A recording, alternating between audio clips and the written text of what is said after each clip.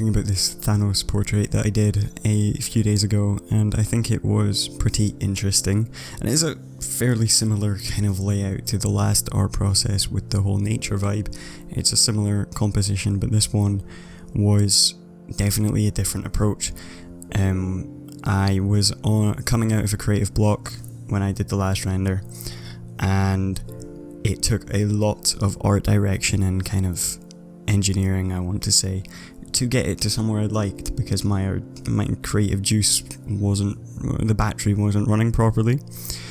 And with this one, it was kind of hyper running. It's been good now for the past week, so I have to introduce boundaries to perfectionism, and I have to stop myself from taking things too far and understanding the narrative behind what I'm trying to make. And it's a completely different approach. It's much more simple and slipstreamed, because I get to a point where I make it look good very quickly, and then I have to dial everything back and make sure that I don't cluster everything. So the approach here, as you can see, is very neat, it's very narrow. I'm immediately setting up cameras and lights, which was something I think was a bit different in the other render. And I do work differently depending on my mental state. You can see me colouring the lights here, and what I have a key light and a fill light. I do end up creating a hair light and a background light, and I end up coming all the way back to the hair light above him. It's the dramatic kind of aura that it poses over him, I just absolutely loved. I didn't go into this knowing I was going to use a subsurface scattering material, and I think after my approach with it here, I was beginning to realise just how vital lighting is with subsurface scattering. And I think a lot of people still get very confused they think it's all in the material, and there's no point making an SSS material if you're not going to light it appropriately. And I think the lighting here it came off brilliantly. I could have got away without any textures and leaving the render the way it is right now. But there's always something slightly scary about doing that, because I think we yearn to have, especially as 3D artists, even as any kind of artist, we try to get this itch where we want other artists, not just normal people, but other artists to look at our art and say, how did he do that? And sometimes there's a fear that you make something that's the process is quite blatant, and it's all your personal execution. It can be quite scary. And for any kind of SSS material, you just need a specular material and your scattering medium and your spectrums, and I'll probably make a tutorial on that. But I think I play with it a little bit, and you can see me rapidly changing things, and as soon as you bump up that roughness, you get an amazing look. And I remember speaking about this in the last video, but in tutorials I can tweak things and play with them like I can here, and you can really see me. The footage is sped up a bit, but I'm really I keep going in, messing it, keep going in, messing it, keep going in. That's my process. That's how I do things. It's experimentation.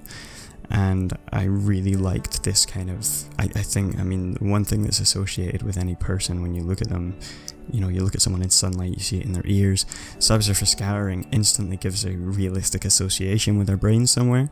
So it gave the render this statue-like look, because it is a statue and it's a sculpt, but it kind of gave it a realistic tint, which I liked. And if you can see there, the absorption is going to be controlling the kind of outside bits where the light, the surfaces are the closest together, so the light gets through the most, and the scattering involves the deepest part. So if you remember that and you light properly, and if you use one light as opposed to a bunch, you're going to get much more. If you know how light works, I can't really explain it, which probably means I don't understand it, but I do. You're bringing in different light rays coming in from different places, and then they have to speak to each other, and that's how the real world works as well, and they bounce off things. But if you limit it to one light and bring your area light, your HDRI, to a minimal, there's one light bouncing there, and of course it's bouncing millions of times, but it's just for subsurface scattering. I would say try to focus on as little lights as possible. If you do need others, bring them down in intensity. And I loaded in a LUT here. This is a LUT I actually made, and I do have a LUT pack which I've been trying to make, but I keep getting lost with it, and it's just kind of LUTs that I think are good for renders. This one here specifically for dark scenes, and it lifts the shadows up. I use a lot of the GSG LUTs, but I think a lot of them are probably better for VFX. Here you can see me messing with Volume Builder a bit, and I've cut it so you're not seeing too much of this stuff, but again, this was around a 4-hour render, and I took a break from it as well, because I was trying to do all these things to it, and I think I had to acknowledge that when people look at this render, the first thing they should concentrate on is his expression. That's the focus of a portrait, and he has this triumphant look, and it's quite meaningful. And I think to fluctuate that with volume builders and VDBs and all these different things it's a little bit undermining, especially to David, I think it was David Ostman, something like that, who modelled this, and I'll leave a link to that because it's amazing. And I also thought I'd leave in this slight fracture I did, that's kind of reminiscent of the thing he does to Drax in the movie, which I thought was pretty cool. I thought it was a route I almost took, much more in the volume builder, but Voronoi fracture is definitely something I don't think I get seen being used enough.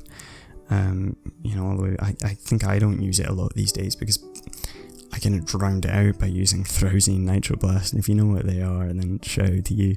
But back in the day, like 5-6 years ago, that was all we had before we had Voronoi fracture. And I think I was definitely more of a Nitroblast person, because Nitroblast you could do exactly what you're seeing here. Throwsy, I'm pretty sure, was only simulations, so you could only play it back and then pause it. I don't think you could kind of drag like random effectors through it, but you could do that with Nitroblast. You could do really cool things with Nitroblast. That was some of the first animations I ever did was with that. In my honest opinion, I still think it probably has things over for but regarding the whole agenda I was saying about fillers and filling something, and this look here, actually, this was kind of me trying to hint at the dusting effect. I doubt you could do it with Voronoi fracture, not without 10 million particles or pieces, but how many was this? It was about 50,000, 500, I don't know. It was very slow, nevertheless.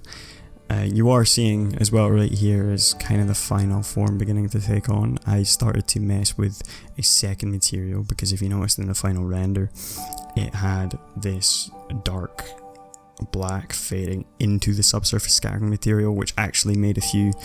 it can trick you into thinking there's one material and it's really dense at the bottom. It's not, it's two different materials.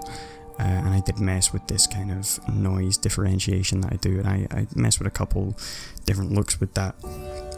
But regarding the whole thing about filling up your renders, and it's interesting because this is definitely the issue to where I was last week, and now I'm on the other end and my creativity is spiking, and you have to learn to withdraw yourself, and I think that there's no system to when your art becomes art very, very quickly, and we get very confused with that, and there's definitely, you've got to think of it in terms of a TV show and quality like that, and I'm going to try and explain this analogy the best I can, but if you take a TV show and you give it 23 episodes a season, which is very common in TV, and they're like, oh yeah, we want 10 seasons, that's what we need and we want, and I say they've got $4 million per episode to spend on absolutely everything, actors, VFX, all of that, and assuming it's a VFX heavy show, that's a recipe for creativity killing, and writers are going to be forced into doing things like writing filler episodes, and the TV show is never going to be as good as where if they take that exact same TV show, retract it to 10 episodes, that 4 million, with the same budget, that 4 million then becomes 8 or even more, and you get a much better condensed story, and it's less, and it's that whole thing that's less is more. And we absolutely can. I can put trees all over this. I can create a big concrete background behind him, and I can put lights, and I can do absolutely every crazy thing I can think of. But to then stop yourself and take 10 steps backwards and say, no, that's my insecurities talking, and it's also my creativity trying to eat way more than it can. And I think it's also going to help you burn out more if you are trying to pile everything into one render. And I think bringing that back and saying, no, I'm going to leave it and I'm going to let this speak for what it is, and then just kind of move on to the next thing, I think is much healthier. Here I did add in a second light, and I can't remember how much I kept it on, but it was pretty interesting, and I actually repeated into a second mixed material. I don't know if many people know you can do that. I don't think many people dare try it, but you can see the first material there, and then I just repeat the same process upon a second mixed material, with the first mixed material being material 1 and the second. And I mess a couple things, and you see that little slash I got over his eye then. I actually went with that, inverted it. I got kind of like a Titan look. You know, the whole thing about him being a mad Titan I kind of liked. But again, I kind of approached slightly more dramatic, characteristic lighting with that, as opposed to figurative lighting that's supposed to be lighting a model or a product. I went for more, cinematic lighting when I approached that. But I quickly went away from it because I knew I wanted that whole statue look. And it's probably something I'm going to be setting on the next few days. I've got a few other models I'm going to play with. If I'm ever drawing art, it's people. I don't draw anything but people and anatomy. So to revisit that in my 3D life it's fun, and I think is where my creativity works best. And I tried to melt him there or something with Volume Builder. Again, I quickly came off of it. I was like, no, what am I doing? I'm just doing it. My mind's making me do this. I'm doing this habitually. I'm not doing it because I actually think it's what's best for the image. And you get to a certain point where you're like, yeah, it's done, but you're just kind of sitting there looking at it and you're like, but can I do more? And you definitely have to stop yourself. And here, you're going to see the image just about turn into the final look. I've got the whole bottom half of him covered, and instead of that, I didn't use a gradient or anything. Instead of that solid line across his collarbones, kind of, I just reduced the contrast in the noise, and it became pretty much the final look. I'm glad I set up the camera angles quite early. You've got to be careful with camera angles though, because you don't want too many. I have that garment camera angle and I have the side, and I think those were the two, and the close. I didn't end up using any of them, and the difficult thing is with different camera angles, for the best result you're probably going to have to change the lighting, which means you're going to have to use takes, and you're most likely not going to get your lighting looking good in every single angle, so it can get a little bit difficult. But this looked like quite a quick process under the cut down footage, and it genuinely took about half an hour to get to the fundamental primitive of this subsurface scattering look, and then it was about 3 to 4 hours of fighting with myself to accept that it shouldn't look any different and it should be what it is. And instead of trying to trick myself into thinking I should be doing something that makes other people feel baffled by it, and maybe it's more confident to make something that people look at and say, hey, I could make that, I think is cool. Here I'm just making particles with scatter. That's something I do sometimes if I don't want to use particular or anything or form in After Effects, because one, getting it in your 3D space is always a better way to do it, in my opinion, but two, I don't fancy rendering it on an alpha channel or masking to get them to go behind them, and I think the DOF looks much better on them.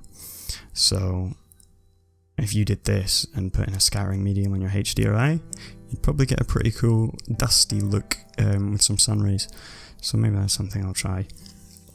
Definitely something worth looking at. And then I didn't do much else besides rendering out the shots. I hope this was, again, something you pulled some value from. I will have another tutorial up soon, probably surrounding lighting, and I'm probably going to I'm able to put a bit more time into them now.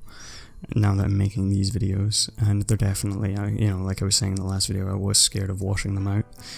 But that's all for this one. Check out my 3D assets and my other videos if you've not seen any. This has been a lot of fun, and I'm going to get recording a lot more of these, and thanks for the feedback on the last one, and I will see you in the next video.